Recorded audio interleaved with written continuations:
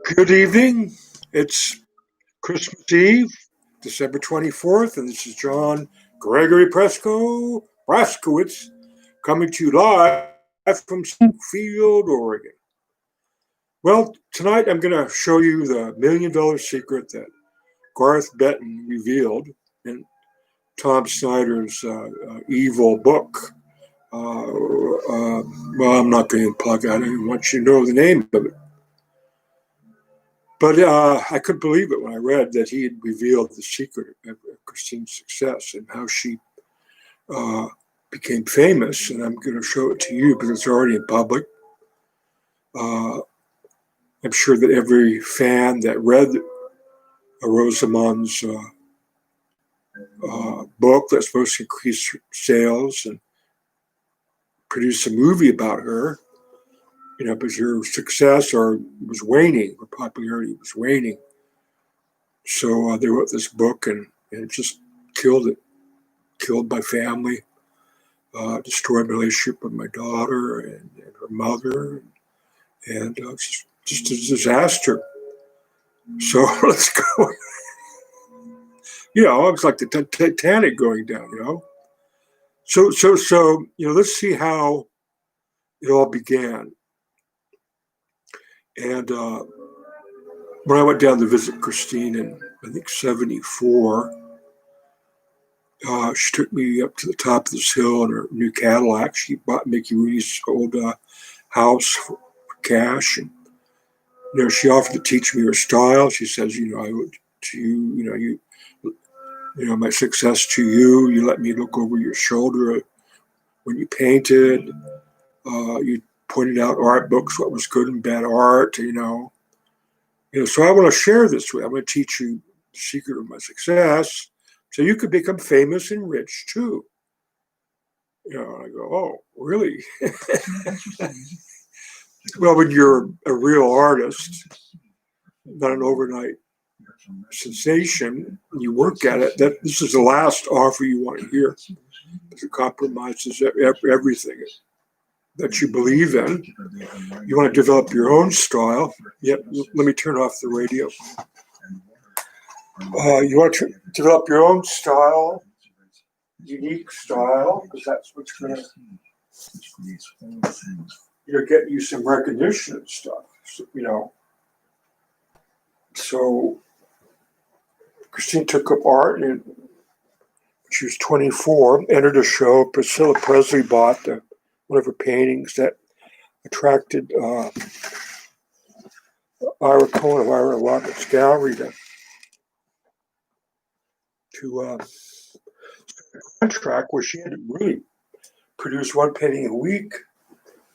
And she got behind, and he rejected her first 10. So she got this projector. I think she started out with a magic projector. She might have not. She might have got one a little more spendy at an art store. Magnet ejector. Yeah, we had a cheaper model when we were kids. We put Playboy bunny pictures underneath there, broadcast them on a white surface, and we'd have the Playboy bunny night, next Saturday night. So we did that. So she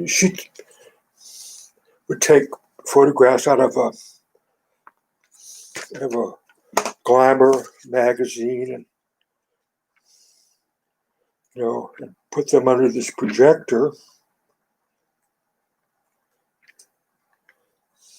So I don't see any ads here, but here's just some celebrity stuff. So I'm going to use this image on the front just to demonstrate. Now I got to see if you can see what's going on there. Oh yeah. Now this is my grandson. The field with the flowers. Look at that. You can see that, can't you? So Christine worked from a photograph of my nephew, Cian, and she did 2 garden children, and they were very famous works.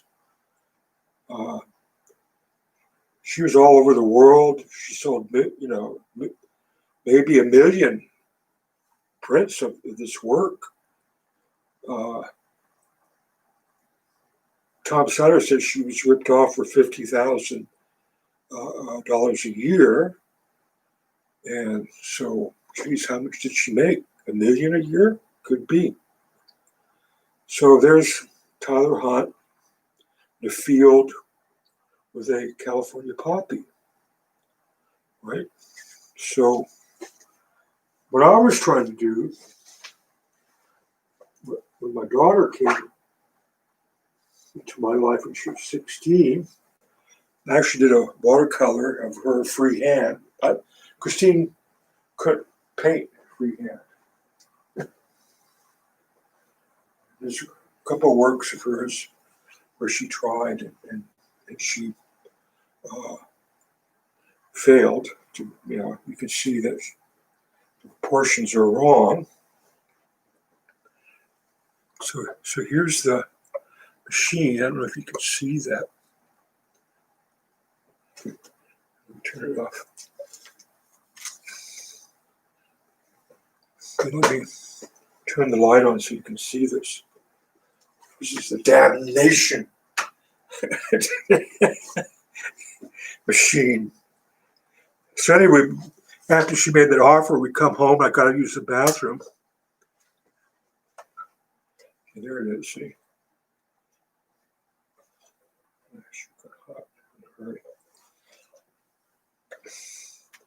So she says the bathroom's down the hall, second door on your left, and and I went to the third door, and there's a closet. Inside was a big projector, big professional model projector, and I just stand there like frozen, looking at this projector. Oh my God! Now I know why Christine wants me to be in on this. Teach me her style because she's trapped. I mean, this is like the red shoes, and she's, rich and famous, but she doesn't feel like an artist because, well, basically she's not. She's a projectionist, or she's, doing this thing, and she doesn't feel very honest about it. And, she loves me dearly. I'm her closest relative, and so, she feels if I find out, I'll just stop talking to her, and I'll just add to the shame and guilt she felt, So, she comes up and tells me, I don't feel like an artist. I have it all. Money, fame, I just don't feel like an artist. I said, well, Christina, I see why. I don't. She said, can you help me? I said, I don't know if I can give you that. And she looked so happy, so sad. If I had it, it's one of my biggest regrets. I wish, before I answered, I wish I said, let me think it over. Let me give me a couple hours, Let's see if we can find a solution. So I'm giving you the whole secret of my novel, the whole base of it. But I might die from the coronavirus. So, when I met my daughter, her and her mom were living with a Scientologist. They were separated. Patrice was living in the bed and breakfast in this room in the toilet, which she's supposed to have gotten. Heather's in their house, this nice house in Sonoma, as an au pair, taking care of these people's 8-year-old daughter. They're not even living together.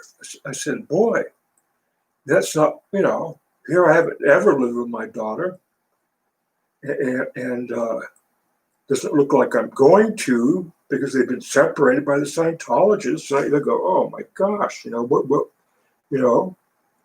I didn't have the money to support them, or even rent a house for us. They were dependent upon Scientology, and so I tried to explain to Heather and her mother. I says, Christine's fans are looking for another. Let me turn this up. No, looking for another. Wow, is that ominous? Rosamond. They want this to be carried on, and if in a family, the children are in the paintings and stuff, and so I'm telling Heather and Mother, I says, I could show you the secret of Christine's success, and rather than a rose, we get Heather, which is a flower. So Rosamond becomes Heather, the niece of Rosamond. And my gosh, look, she does work like the famous Rosamond. Well, that's going to fly. People collect her work and are really was into the family.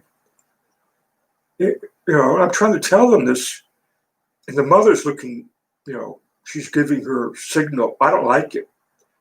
She pretends like she gives everybody a choice, but when she puts that look on her face, that frown, it's like, better do it Patrice's way.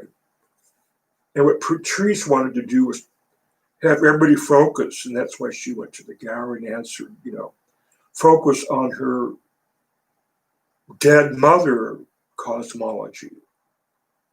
Her mother was schizophrenic and out of hospitals, and her father beat her up real bad, and blood everywhere. And then she jumps off this cliff, Redondo Beach, and kills herself. But now she's returned as some angel, and apparently Heather is the embodiment of the mother and the angel that have come back to comfort Patrice. So this is what we all should be focusing on. We should get this in our biographies. Tom Snyder, I'm sure, heard this. And Heather doesn't get it. It's not your thing, it's your mother's thing. And it's not going to get you anywhere. She thinks you're going to become a famous singer, but you're not taking lessons, you're not working at it. And it's not real.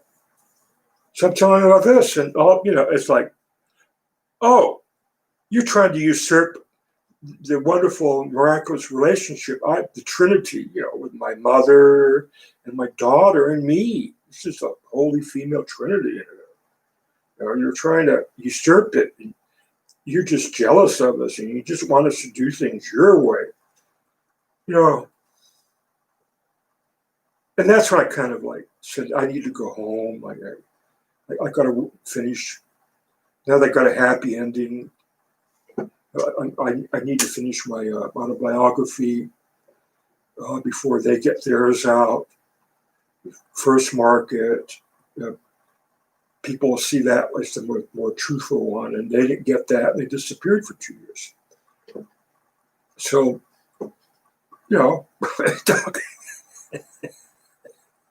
but you read about royal people. All of them go through this. All of them. It's just some crazy ass usurpation. Family members don't want to go along with your deal. They, assassinate your children. It's just, about time that we saw this. So let's put my friend Bill there.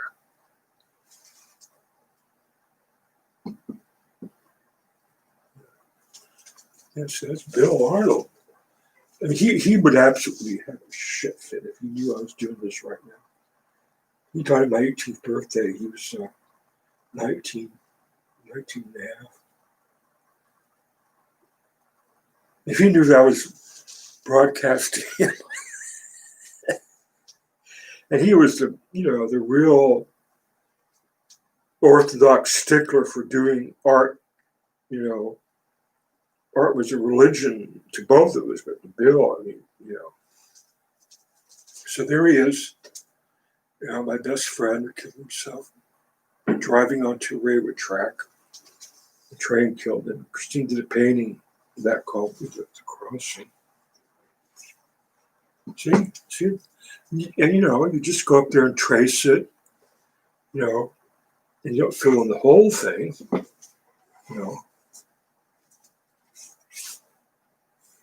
Here's a garden child there. Look at that. See, there's the inspiration. At Cian, my mother's backyard, so went into all these flowers, and that's his mother back there, Patrice. Oh, yeah, doesn't everybody want to see? No one's ever done a painting of Garth Benton. Here's Garth Benton with my father out there fishing. How about that? Do you think I should do a painting of that? Just go up there and trace the lines around, and then turn the lights on and look at the photograph and fill in the colors. See, I could do one of these a week. Let me sign in the dotted line. Oh, has anybody ever did a portrait of Rosamond, my mother? I think this is Vicky here. I love this photograph. So there you go. It's a painting right there. Rosamond, the mother of the world famous artist, Christine Rosamond Prescott Benton. See? This is what we could be doing, or should have been doing back in 2001 when Heather was 16. I could have sat her mother down and said, the basic, I'll help her. I'll help my daughter. Well, our daughter. Well, no, your daughter. I'll help your daughter. Narcissistic, insane work. That's all I'm going to say about Patrice Hanson. It's like ownership of children. It's just so there. How come no one did a portrait of Christine? How come no one did a portrait of her mother? How Christine was to do a portrait of me, but no one did a portrait of Garth Benton. And this is what people would have bought. Just Heather. Oh my gosh, it's the niece. Her name is Heather. How old is she? 17? Oh my gosh, this talent runs deep in the family. This deep. So they would have bought them to go with all the other ones they have. See? This is not serious art. This is not Andy Warhol or Van Gogh or anything like that. This is basically commercialized artists that lets people buy into the dream. So, there. See? There's a Rosamond woman right there. See? She's an actress. So you go up there, just trace around it, get proportions, the chin. I got to figure out the eyes, the chin, or the eyebrows, set the space, how far the eyes are set apart from each other. That's the hard one. I had trouble with this one with Reno with that. I've got to work on that. Freehand. Maybe I'll put the projector up there. Hell, I've got long to live. Going to be the start of something big. All right. Well, we got 20 minutes on this one. So, again, this is the secret of how Christine Rosamond Prescott became one of the highest paid artists in the history of art. And she took it up because she was on welfare. She got raped at work and was afraid to go get another job. She had Shannon, who was like 4 years old to bring up. And so she looked to me. She always wondered why I didn't. Everybody thought I was going to become a famous artist. With her mind made, money. So she says, maybe I can make money. And that's not a bad idea in this situation. And so she took up art, and and this is the story. So now you know. Now you know. Okay. What a trip. My life is such a trip. All right. Adios. You have a good one out there. And stay.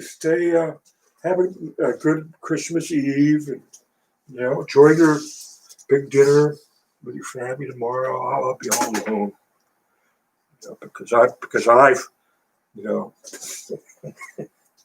I was a threat to